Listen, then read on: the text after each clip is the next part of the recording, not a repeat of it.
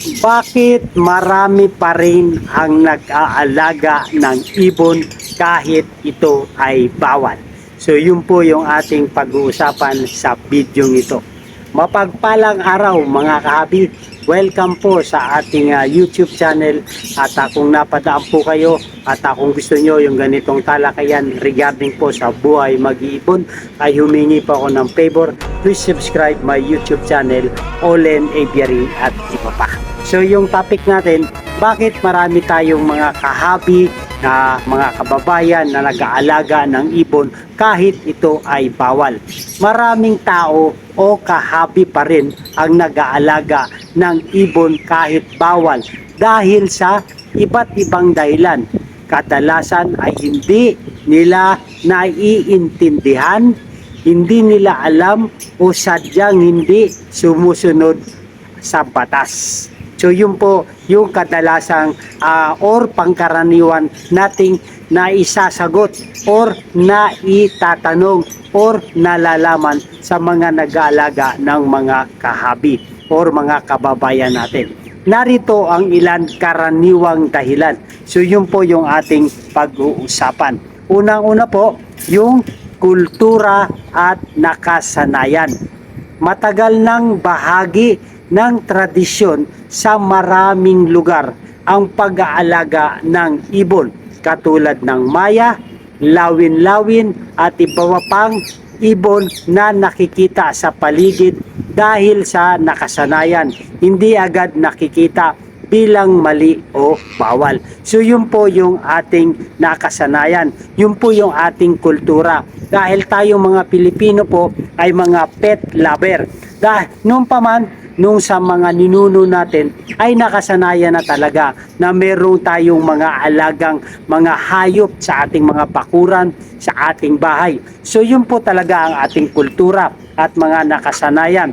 Dahil sa paglipas ng panahon mga kahabi, hindi natin nalalaman na yung ginagawa na pala natin ay mali na or ipinagbabawal na.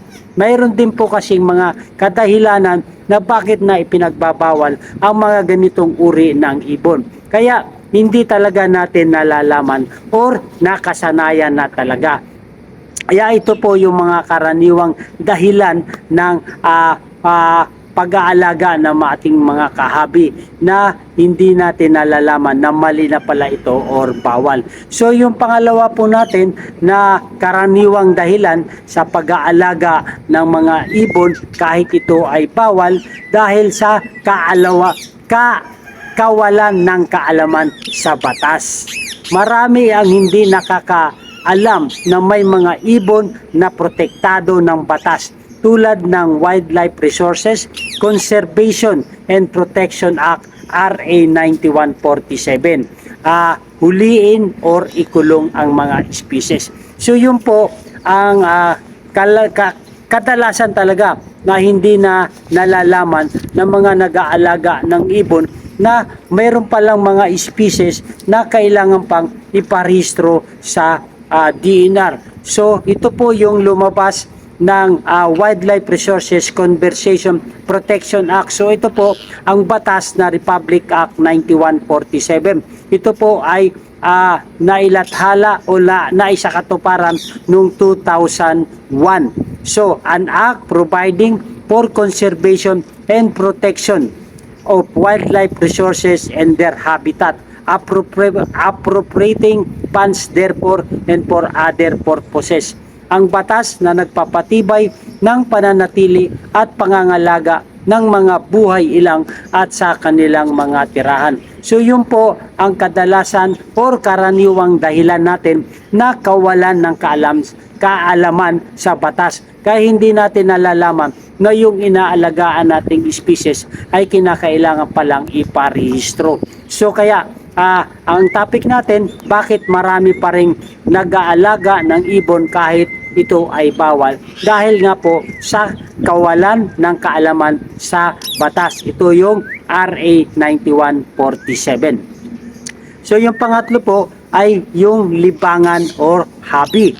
May iba na hilig talaga ang pag-aalaga ng ibon para sa tunog o ganda ng balahibo, minsan ay nagiging bahagi ng kanilang pamumuhay. Yes po, tama po.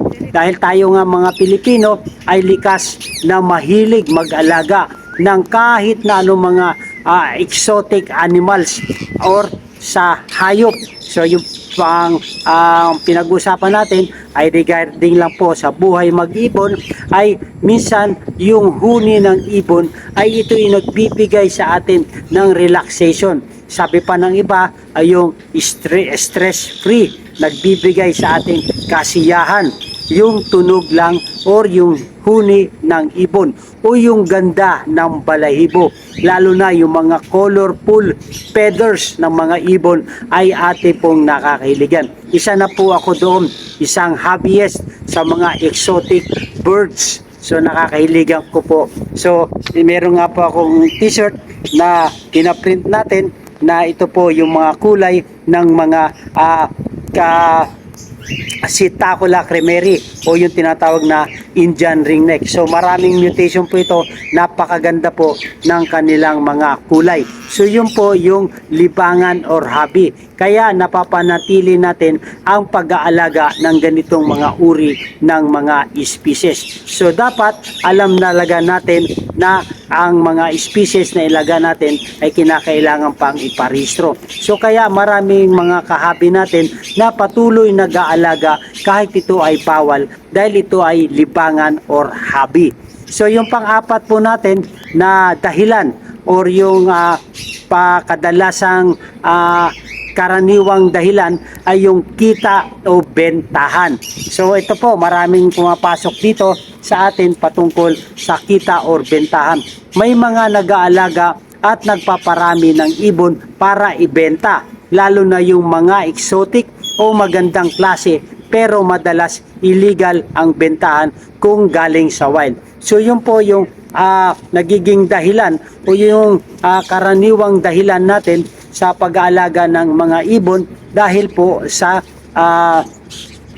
kita or bentahan. Alam naman natin na ang illegal wildlife trading po ay pang-apat the most lucrative illegal business in the world. Unang-una po yung illegal drugs, pangalawa human trafficking, pangatlo illegal firearms. So yung pang-apat po, illegal wildlife trade. So dito po pumapasok yung nagiging dahilan o yung karaniwang dahilan kaya bakit tayo nag-aalaga ng mga ibon dahil sa kita or sa bentahan. Dahil na alam naman natin na mayroon din pong kitaan sa pagbebenta ng ibon. Kaya maraming nag-aalaga nito. Kaya kahit illegal po, ay pinapasok o ipinagpapatuloy pa rin nila ang pag-aalaga kahit ito ay bawal. So yung panglima po natin, na marami pa rin nag-aalaga ng ibon kahit ito ay bawal, at narito ang ilang karaniwang dahilan ay yung maling paniniwala.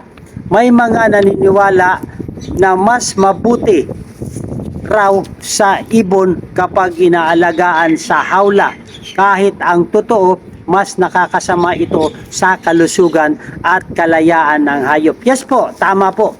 Pero may parehas puntos kung bakit mas mahalaga na ngayon na inaalagaan ng mga ibon sa hawla. Dahil po nasisira na po yung ating wild. Nasisira na po yung kanilang natural habitat. So, saan po sila ngayon titira kung lahat po ng kagubatan, lahat po ng kabundukan ay kalbo na? So, yun po ang nagiging dahilan kaya napipilitan ang mga ibang tao na alagaan nila sa kulungan. So, kung sa nature tayo titingin, hindi nga naman maaaring maalagaan ng mga ibon sa kulungan. Bagkus ito po ay malaya dapat sila sa kanilang tirahan or sa kanilang habitat. Ngunit, ang tanong, saan meron pa ba silang matitirahan sa panahon ngayon? Kaya yun, maling paniniwala sa mga kahabi natin na nag-aalaga pa rin ng ibon kahit ito ay bawal, dahil alam natin na meron po silang mga rason kung bakit nila inaalagaan sa hawla ang ibon. Ito po yung tinatawag na na pag-aalaga sa ibon na yung tinatawag na, so ito po yung tinatawag na captivity breeding. So legal naman talaga yan pag-aalaga. Pero yung ibang maling paniniwala na ipinagbabawal daw ang pag-aalaga sa hawla. So dalawang puntos yan, pares may puntos. So sa atin na lang po yung pag-aalaga natin kung ating captivity breeding, dapat merong kaukulang dokumento para hindi tayo masasabi na nag-illegal possession ng mga endangered species. So yun po mga kahabi, yung ating talakayan sa ating YouTube channel na kung bakit marami pa rin ang mga nag-alaga ng ibon kahit ito ay bawal, dahil yung ating karaniwang dahilan ay kultura at nakasanayan, kawalan ng kaalaman sa batas, libangan o hobby, kita o bentahan, at sa maling paniniwala. So yun po yung nagiging dahilan natin sa pag-aalaga ng ibon. At kung nagustuhan nyo to mga kahabi, ang talakayan natin regarding po sa buhay mag-ibon, ay humingi po ako ng favor. Please subscribe my YouTube channel, Olen Aviary at iba pa. At nais ko rin pong i-shoutout ang ating mga kahabi na patuloy sumusuporta, mga kahabi natin, ng mga silent viewers dyan. At nais ko rin pong i-shoutout si Kahabi Jaiho, shoutout po sa iyo kahabi. Si Kahabi Junior Prin, shoutout po sa inyo. Si Kahabi Jerry Cruz, shoutout po kahabi. Si Kahabi Jeffrey Di Goma Jano, shoutout po. Si Kahabi Miko Solmerano, si Kahabi Mac Biro Bibora, shoutout po. Si Kahabi Steven Sikat, shoutout po sa iyo kahabi. Si Niloy Leono, shoutout po. Si Kahabi Justin James, shoutout po kahabi. At nais ko rin po i-shoutout ang ating kahabi na si Kahabi Erika Antonio, si Kahabi Basi, shoutout po sa inyo sir. Si Kahabi Victor Aguila, at si Juan Arwin Gilas, shoutout po kahabi. At last but not the least, si Kahabi Private Person, shoutout po sa inyo.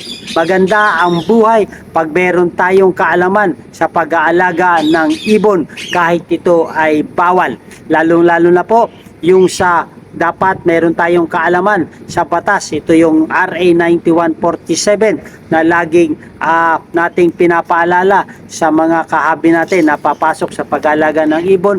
Dapat alamin natin yung mga species natin na alagaan kung ito ba ay saklaw ng RA 9147. At huwag tayong masilaw sa kita o bentahan, dahil maraming kahabi natin na pinapasok na ang illegal trading, makabenta lang at magkapera lamang. So meron po itong kakaharapin na mga consequence kung tayo ay mahuli ng mga maritime police at mga kawani ng DENR. Mabuhay and God bless. Thank you for watching.